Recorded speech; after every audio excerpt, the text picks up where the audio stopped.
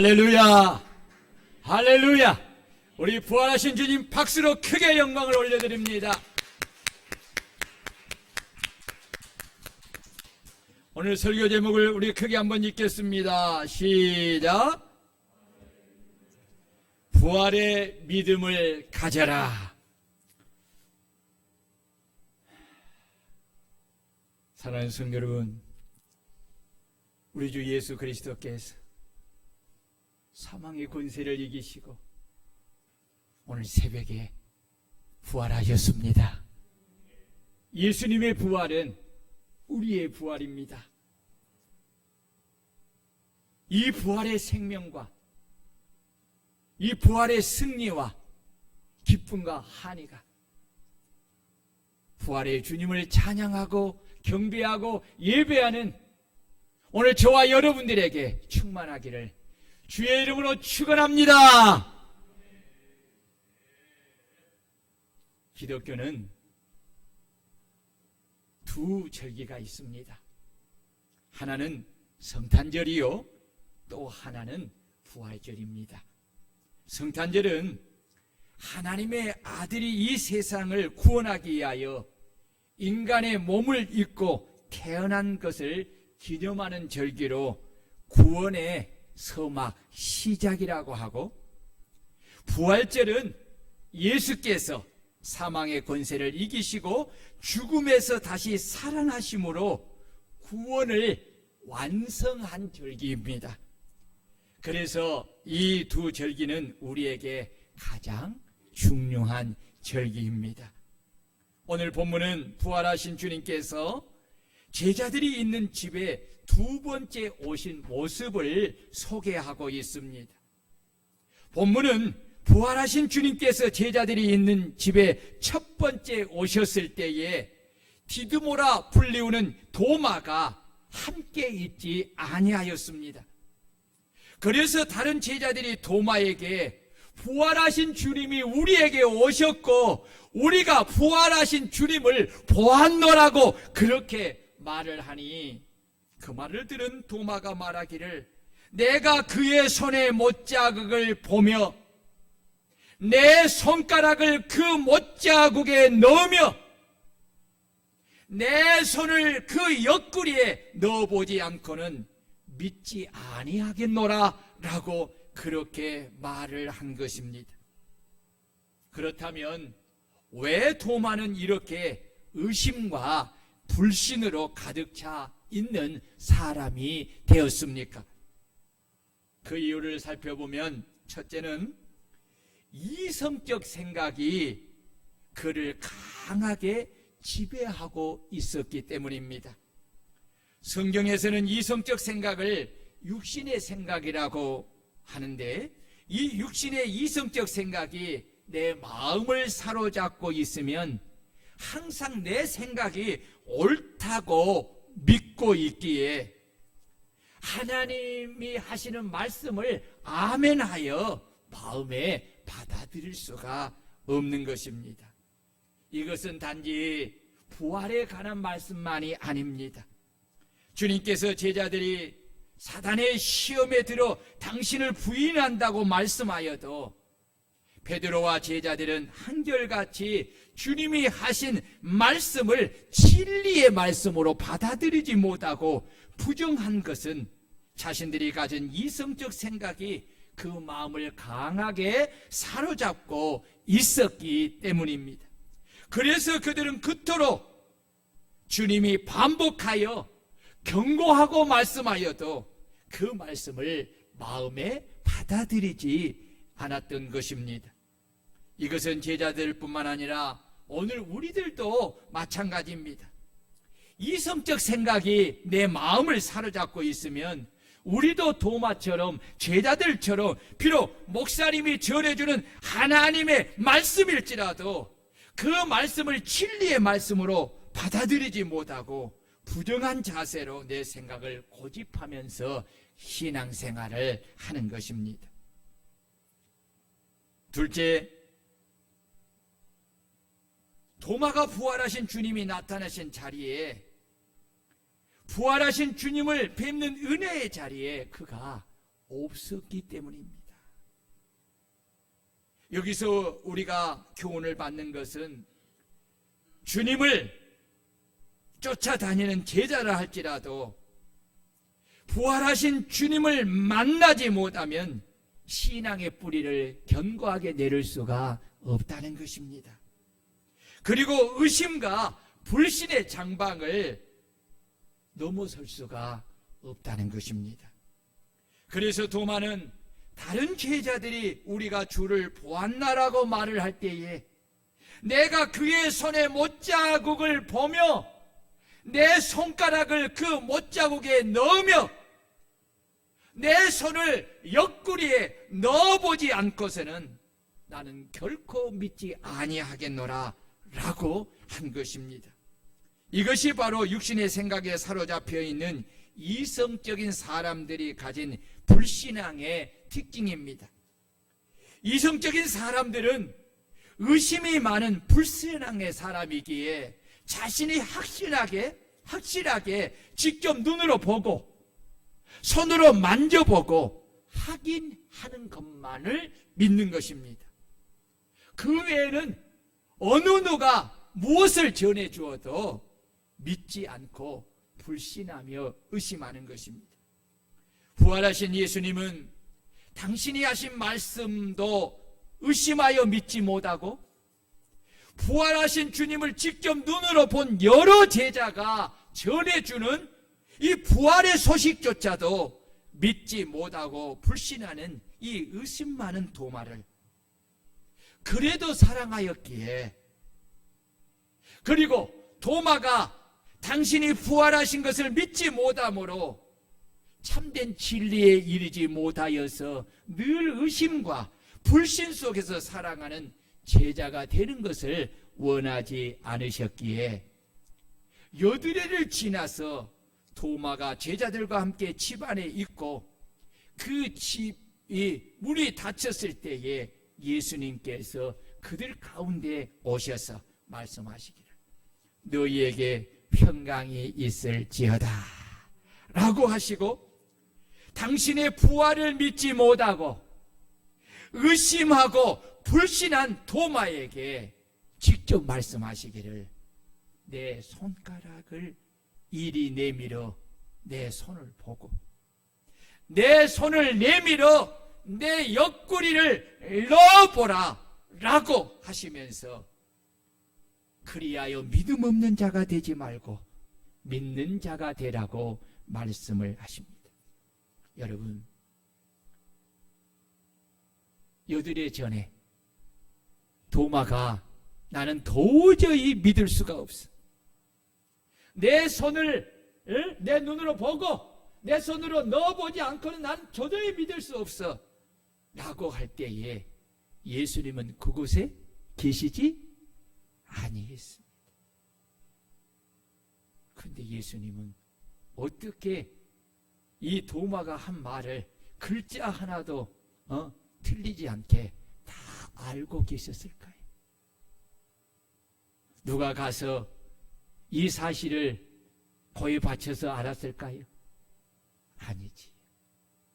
예수님은 하나님의 아들 하나님으로서 우리의 생각과 우리의 마음과 우리의 하는 모든 말을 하나도 빠짐없이 다 듣고 계시고 알고 계신 줄로 믿습니다.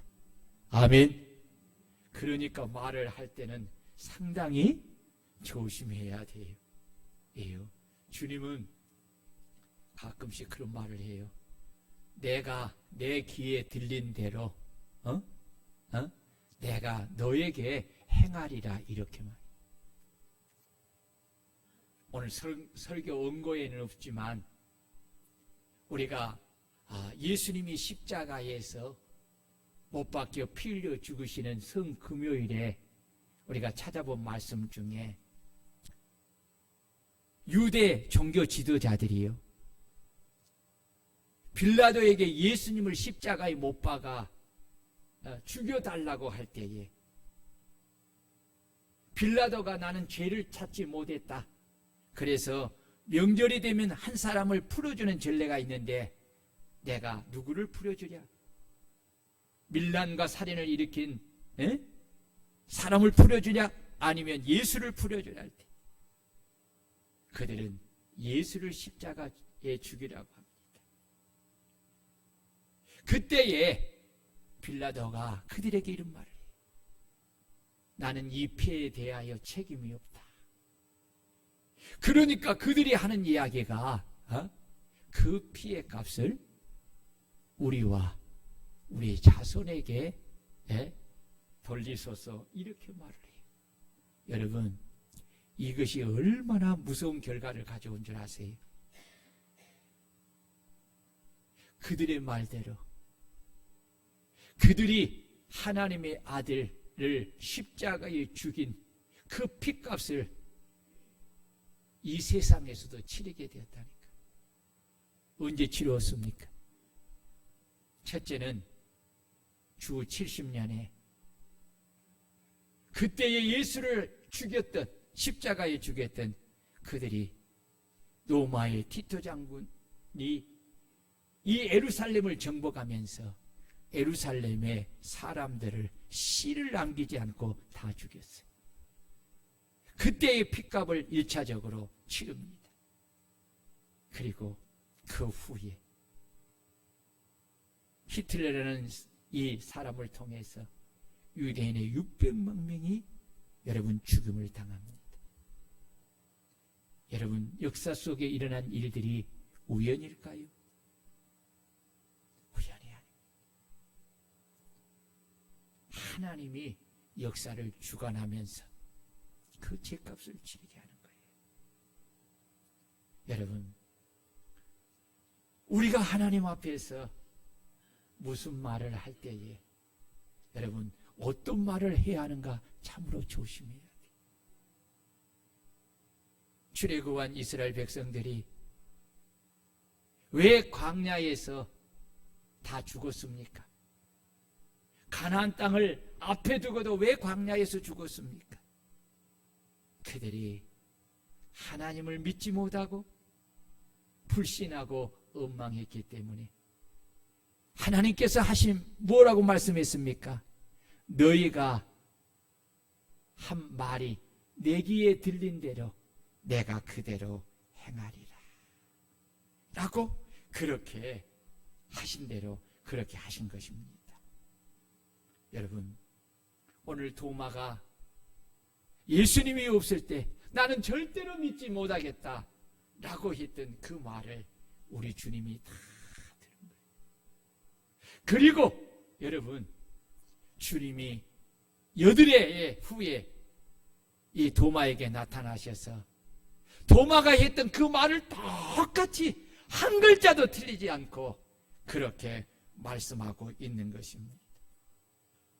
도마는 그때야 비로소 부활의 주님이 눈에 보이기 시작한 것입니다.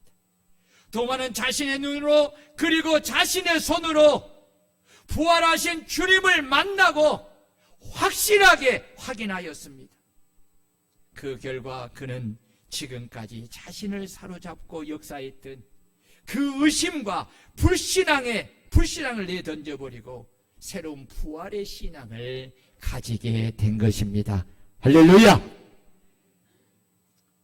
부활의 신앙을 가지고 자신 앞에 계신 부활의 주님을 바라보면서 도마가 고백하기를 주님은 진정으로 나의 주님이시요 나의 하나님이십니다 라고 이성과 지식을 따라하는 입술의 고백이 아니라 부활의 신앙으로 하는 진정한 거듭남의 고백을 한 것입니다. 도마는 이제야 비로소 진정으로 예수님을 자신의 주님으로 자신의 하나님으로 마음에 영접한 것입니다.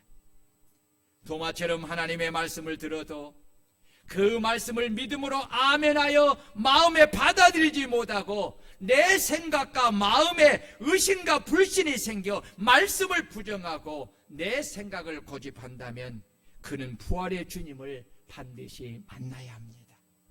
부활의 주님을 만나면 그 모든 의심과 불신이 사라지고 모든 말씀에 아멘하여 그 말씀을 믿음으로 받아들이고 믿음의 삶을 살아갈 수가 있는 것입니다. 말씀에 순종하며 살아갈 수가 있는 것입니다.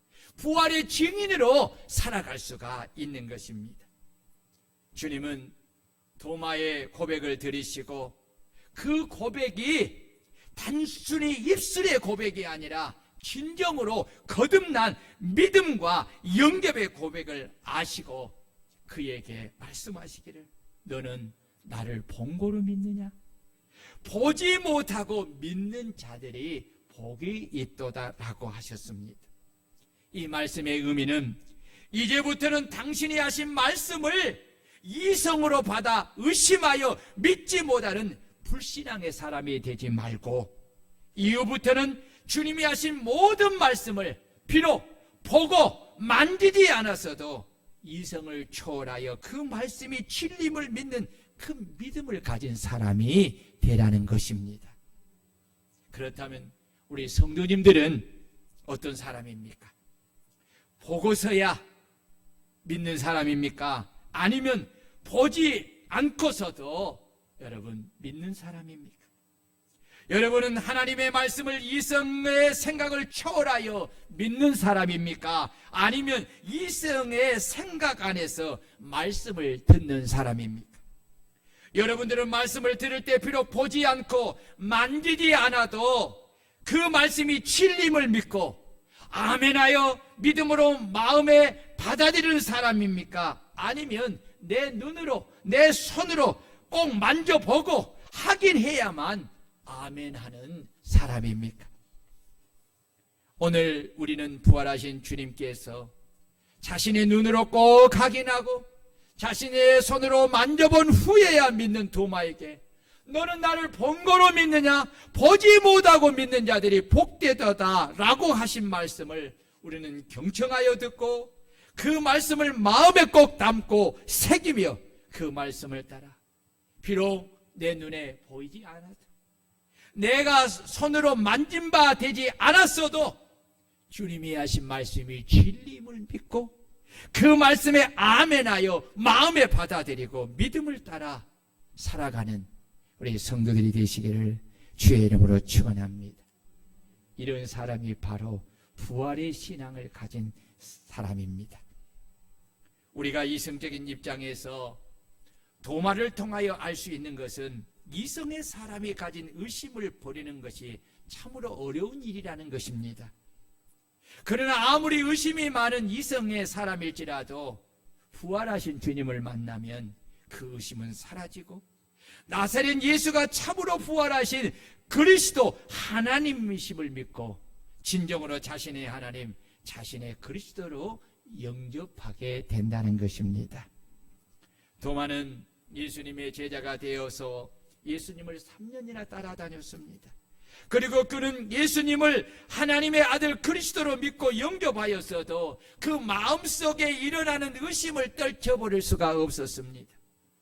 이런 그가 부활하신 주님을 만났을 때에 그의 인생이 완전히 새롭게 태어나는 거듭남이 있었고 그의 삶은 완전히 예수 그리스도의 제자로서 부활의 증인이 되었고 그는 부활의 증인으로서 복음을 전하다가 순교하여 생을 마쳤습니다.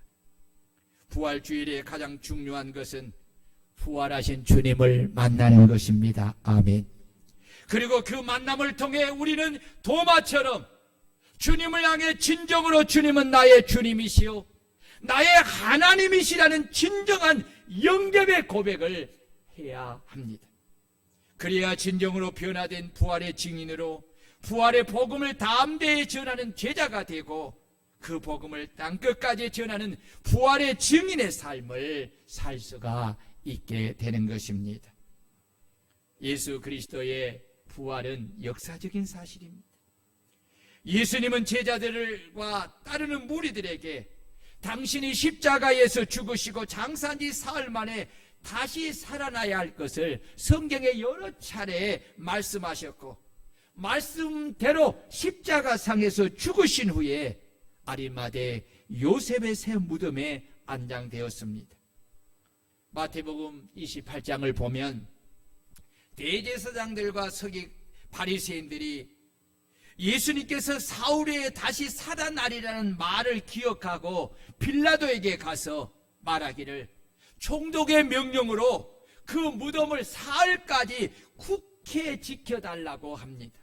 그 이유는 제자들이 와서 시체를 도둑질하여 가고 백성에게 말하기를 그가 죽은 자 가운데서 다시 살아났다 하면 후에 소금이 전보다 클까 염려했기 때문입니다. 그 말을 들은 빌라도는 너희에게 경비병이 있으니 가서 힘대로 굳게 정하라고 명령하니 그들이 경비병과 함께 가서 무덤을 가로막은 큰 돌에다가 임봉하고 무덤을 지키게 하였습니다. 이제는 그 누구도 가까이 접근할 수가 없고 무덤을 막아 임봉하여서 그 돌을 열을 수가 없습니다. 이제 안식일이 다 지나가고 안식 후 첫날이 되려는 새벽에 주님은 말씀하신 대로 3일 만에 죽은 자 가운데서 다시 부활하셨습니다. 아멘. 그 부활하신 예수님은 무덤을 찾은 마리아와 다른 여인들에게 나타나셨고 갈릴리 바다에서 고기를 잡는 베드로와 제자들에게 나타나셔서 얘들아 너희에게 고기가 있느냐 물으시고 없나이다 라고 대답하니 그물을 오른편에 던지라 그리하면 잡으리라고 하시니 그들이 그 말씀에 순종하여 던졌더니 물고기가 많아 그물에 들을 수 없을 만큼 큰 고기를 잡았는데 그 고기가 153마리가 되었습니다. 비로소 제자들은 부활하신 주님을 알아보았고 부활하신 주님이 친히 숯불에 고기와 떡을 구워 제자들에게 주어 먹게 하였습니다. 이후에도 주님은 여러 차례 친히 당신의 모습을 나타내 보이셨고 의심 많은 도마는 부활하신 예수님의 손에 못 박힌 자국과 옆구리에 장에 찔린 흔적을 직접 확인했습니다. 또한 부활하신 주님은 제자들에게 뿐만 아니라 일시에 500여 명의 사람 앞에 나타내 보이셨고 40일 동안 계시면서 제자들에게 너희는 온 천하에 다니며 만민에게 부활의 복음에 전하는 증인이 되라고 말씀하신 후에 그들이 보는 데 앞에서 승천하셨습니다. 이처럼 많은 사람이 예수님의 부활하신 몸을 친히 배웠으니 어찌 더 다른 증거가 필요하겠습니까? 만약 예수님의 제자들이 예수님이 부활하지 아니하였는데도 거짓으로 짜고 예수님의 시신을 몰래 숨기고 예수님이 부활하였다고 주장한다면 그 당시에 권세를 가진 대제사장들과 서기관과 바리새인들이 가만히 있었겠습니까? 그들은 틀림없이 로마 제국 총독과 군인들을 시켜서 어떻게 해서라도 예수의 시체를 찾아 보임으로써 제자들의 주장이 거짓된 것을 밝힐 수 있었을 것입니다. 그러나 그들은 예수님의 시체를 찾아낼 수가 없었습니다. 왜냐하면 우리 주님이 부활하셨기 때문입니다. 주님의 부활을 그들에게 증거한 사람들이 누굽니까? 그들은 바로 그들이 예수의 무덤을 결동하게 지키게 한 군인들이었습니다. 그래서 그들은 군인들에게 많은 돈을 주고 예수의 제자들이 밤중에 시체를 훔쳐갔다고 거짓말을 하게 한 것입니다. 겁이 많아 자신이 살겠다고 예수를 버리고 도망친 제자들이 십자가에 죽으신 주님이 부활하신 모습을 보지 못하였다면 그들이 어떻게 다시 돌아와서 온갖 핍박과 박해와 환난과 시련을 당하고 심지어는 죽임을 당하면서까지 예수의 십자가의 복음과 부활의 복음을 전하는 부활의 증인으로 삶을 살 수가 있었겠습니까? 만일 제자들이 거짓으로 예수님이 부활하셨다고 전하였다면 오늘까지 기독교는 존재할 수가 없었을 것입니다. 거짓은 아무리 그럴싸해도 그리 오래가지 못하고 바로 들통이 나는 것입니다.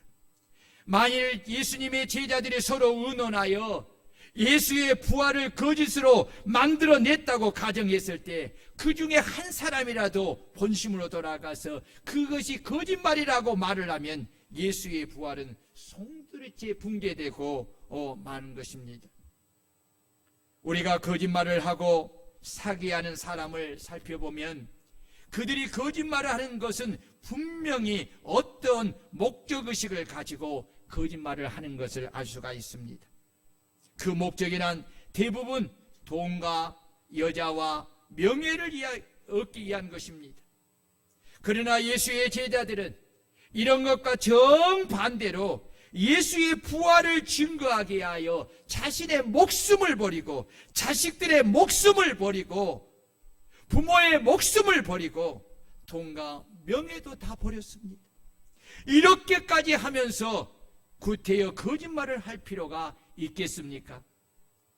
초대교회 당시에는 예수를 믿는다는 사실 하나만으로도 모든 사람들에게 조롱거리가 되었고 심한 박해를 받고 심지어는 가산을 다 빼앗기고 생명을 잃은 경우를 수없이 당했는데 거짓말하면서까지 예수가 부활했다는 것을 말하는 사람이 어디 있겠습니까? 바울 사도는 예수의 부활에 대해서 이렇게 말하고 있습니다. 만일 죽은 자가 다시 사는 것이 없으면 그리스도도 다시 사신 것이 없었을 터이요. 그리스도께서 다시 사신 것이 없으면 너희 믿음도 헛되고 너희가 여전히 죄 가운데 있을 것이요. 또한 그리스도 안에서 잠자는 자도 망하였으니 만일 그리스도 안에서 우리가 바라는 것이 다만 이생뿐이면 모든 사람 가운데 우리가 더욱 불쌍한 자니라. 그러나 이제 그리스도께서 죽은 자 가운데서 다시 살아 잠자는 자들의 첫 열매가 되셨도다. 아멘. 여러분, 이 말씀의 핵심이 무엇입니까? 예수님의 부활이 없다면 우리가 믿고 바라는 모든 것이 다 헛된 것이라는 것입니다. 그래서 이 세상에서 제일 불쌍한 사람이 바로 부활을 믿고 부활의 소망을 전하는 사람이라고 한 것입니다. 왜냐하면 부활이 없다면 내세가 없는 것입니다. 내세가 없다면 내세를 바라보고 이 세상의 모든 것을 절제하고 포기하고 산 그리스도인들이 이 세상에서 가장 불쌍한 사람들이라는 것입니다. 만일 예수님이 하나님의 아들이 아니었는데 하나님의 아들이라고 주장했다면 이처럼 거짓말은 더 이상 다시 없을 것입니다. 만약에 우리가 전한 부활의 복음이 가짜라고 한다면 이 가짜 주장으로 인하여서 지난 2000년 동안 얼마나 많은 사람들이 순교의 피를 흘렸는데 이보다 더 큰 사기꾼이 어디 있겠습니까? 2000년 동안 그 많은 사람들이 부활하신 예수 그리스도의 복음을 전하기 위하여서 자신의 생명을 버리고 자신들의 자녀들의 생명을 버리고 다 바쳐서 전하고 또 전한 것이 여러분 부활, 예수 그리스도의 부활의 복음입니다. 여러분, 예수는 진정으로 부활하신 것입니다. 세상의 어떤 종교자들이나 이인들도 죽음 앞에서 별 수 없었고 죽었다가 다시 사는 사람이 단 한 사람도 없습니다.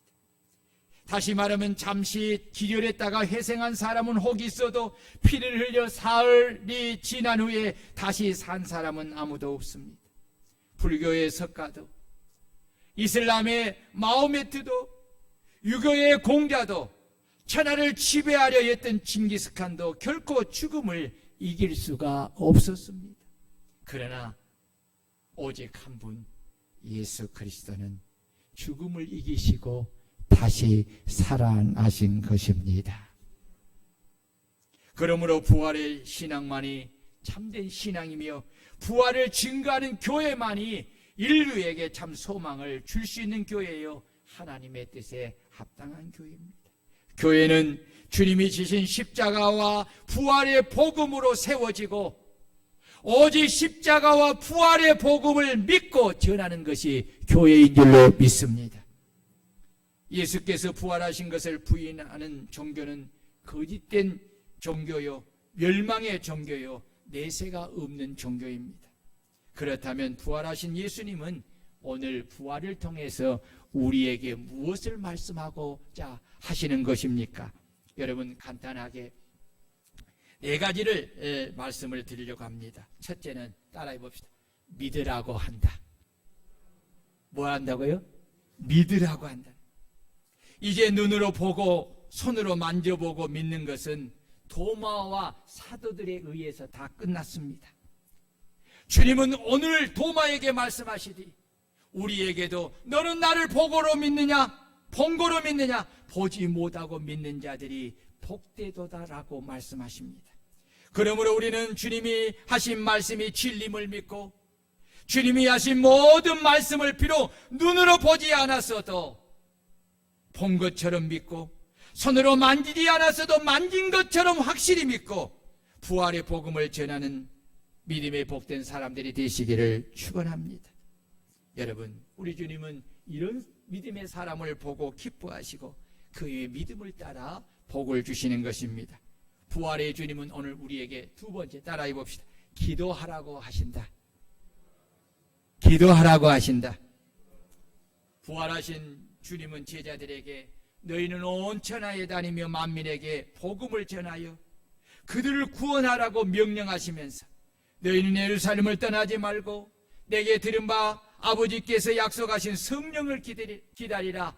요한은 물로 세례를 베풀었으나 너희는 몇 날이 못되어 성령으로 세례를 받으리라고 약속하셨습니다. 그래서 사도들과 120명의 성도들은 날마다 성전에 모여 마음을 같이하여 오로지 기도에 힘쓰므로 오순절에 약속하신 성령을 충만히 받은 것입니다. 세 번째, 부활하신 주님은 우리에게 이렇게 말씀합니다. 따라해 봅시다. 십자가와 부활의 복음을 항상 증거하라. 예, 십자가와 부활의 복음을 항상 증거하라고 말씀합니다. 부활하신 주님은 제자들에게 오직 성령이 너희에게 임하시면 너희가 권능을 받고 예루살렘과 온 유대와 사마리아 땅 끝까지 이르러 내 증인이 되라고 말씀하셨습니다. 제자들은 기도하여 성령의 충만함을 받고 자신들의 생명을 다 바쳐서 부활의 복음을 전하는 부활의 증인이 되었습니다. 그 결과가 오늘 저와 여러분들이 이 부활의 복음을 듣고 부활의 주님을 믿고 영접함으로 구원을 받고 영생을 얻게 된 줄로 믿습니다. 이제 우리도 제자들처럼 오로지 기도하여 성령의 충만함을 받고 부활하신 주님이 우리에게 명령하신 명령의 말씀을 따라 부활의 증인이 되어 예루살렘인 내가 사는 곳에 가장 가까이 있는 내 가족, 내 부모, 내 형제에게 부활의 복음을 전해 그들을 구원해야 합니다. 그리고 온 유대에 가서 복음을 전해야 합니다. 여기 온 유대는 내가 사는 곳에서 가까이 있는 사람들, 친구, 직장 동료, 이웃들에게 복음을 전하는 것을 말합니다. 그리고 사마리아는 정서상으로 가깝지 않는 지역에 사는 사람들에게 가서 복음을 전하는 것을 말합니다. 그리고 땅끝까지는 글자 그대로 우리나라를 떠나 있는 지구상의 모든 민족에 가서 복음을 전하는 것입니다. 복음을 전하는 것은 우리가 생명을 바쳐서 해야 하는 우리에게 주신 사명이요, 우리가 마땅히 해야 하는 의무입니다. 그래서 바울 사도는 때를 얻든지 못 얻든지 항상 복음을 전하는 그리스도의 증인이 되라고 하신 것입니다. 여러분, 부활의 증인이 되시기를 축원합니다. 저도 이 말씀을 준비하면서요, 어제 제 핸드폰에 있는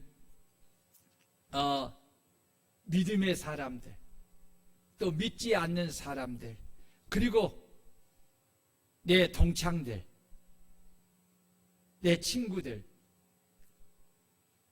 다 시간을 내어서 기도하는 마음으로 문자를 해가지고 다 보냈습니다.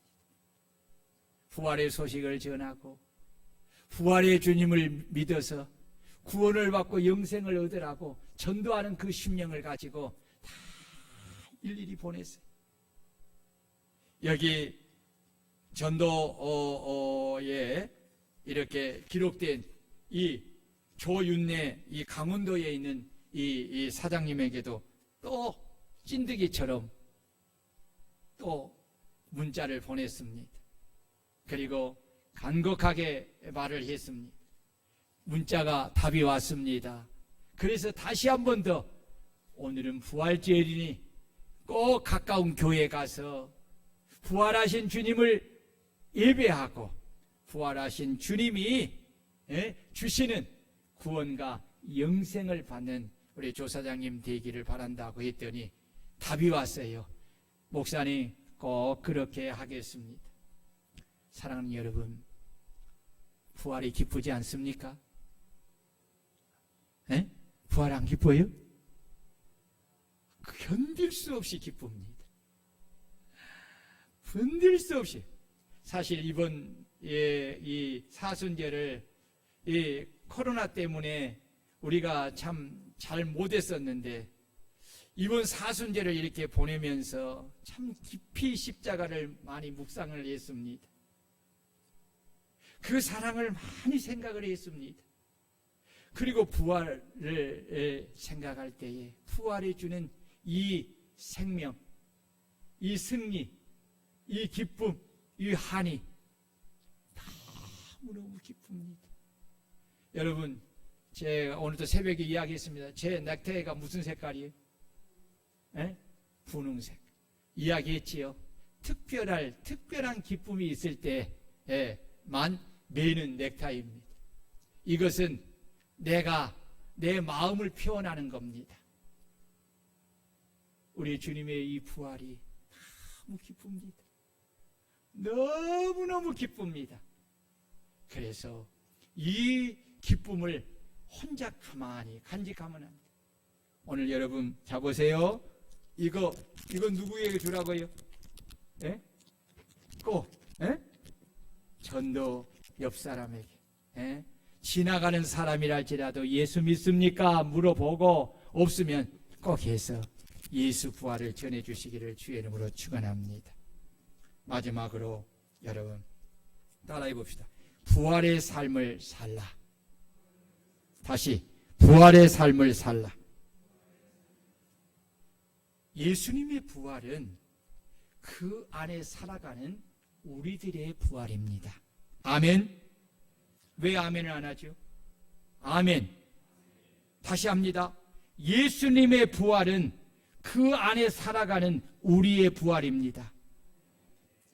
예수님이 죽음의 권세를 이기시고 승리한 것처럼 우리도 부활의 믿음을 가지고 죽음과 싸워 승리하는 사람이 되어야 합니다. 우리는 주님과 같이 부활의 새 생명으로 충만해야 합니다.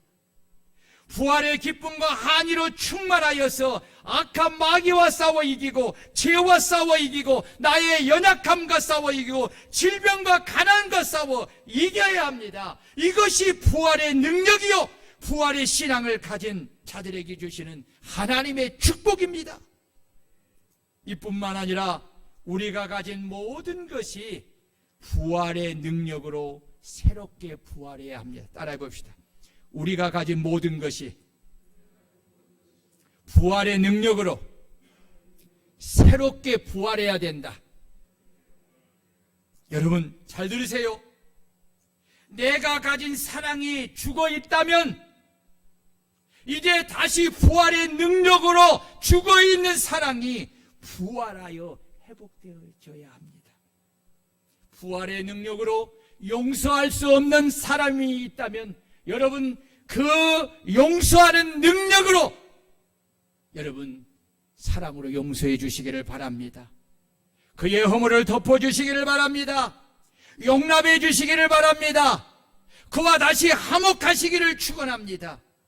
이것이 부활이 주는 사랑의 능력입니다. 내가 가진 믿음이 죽어 있다면 부활의 능력으로 죽어 있는 믿음이 다시 부활해야 합니다. 내가 가진 소망이 죽어있다면 부활의 능력으로 죽어있는 소망이 부활하여 회복해야 합니다. 내가 가진 열심과 부지런과 충성과 헌신과 봉사가 죽어있다면 부활의 능력으로 죽어있는 열심과 부지런함과 충성과 헌신과 봉사가 부활하여 회복해야 합니다. 내가 해야 할 전도와 선교가 죽어있다면 부활의 능력으로 죽어있는 전도와 선교가 부활하여 회복되어야 합니다.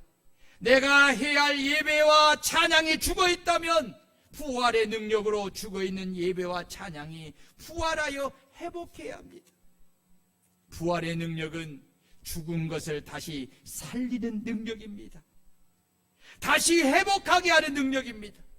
부활하신 예수를 만나고 난 이후에 여인들과 사도들과 제자들의 삶은 진정으로 새로운 삶, 변화된 삶이 되었습니다. 그들은 한마디로 성령에 붙잡혀서 오로지 예수 그리스도의 증인으로서 오로지 주님을 위하여서 삶을 사는 변화된 삶을 살았습니다. 마귀와 사망의 저주 아래에 있는 사람들을 구원하여 생명을 얻게 하는 부활의 증인으로서 전도하는 일에 전념한 삶으로 변화되고 부활해 주시는 기쁨과 소망이 넘치는 승리하는 삶을 살았습니다. 그러므로 부활의 믿음을 가진 우리 역시 진정으로 새로운 삶, 변화된 삶을 살아야 합니다. 변화된 새로운 삶은 성령에게 붙잡혀서 오로지 그리스도의 부활의 증인으로서 주님을 위하여 사는 것입니다. 오로지 부활의 증인으로 이웃들에게 부활의 복음을 전하여 그들을 구원하여 생명을 얻게 하는 전도자가 되고 선교하는 일에 전념하는 삶을 사는 것입니다. 그리고 부활의 생명과 기쁨과 승리와 소망이 넘치는 삶을 살아가는 것입니다. 여러분, 예수 그리스도께서 부활하셨습니다.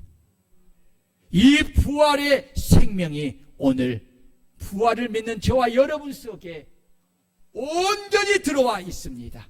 아멘. 이제는 우리는 깨어나야 합니다. 우리는 다시 살아난 겁니다.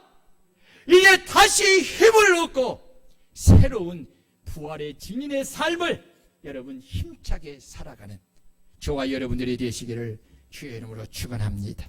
우리 다 같이 말씀을 부여잡고 주여 오늘 말씀을 들은 대로 이제는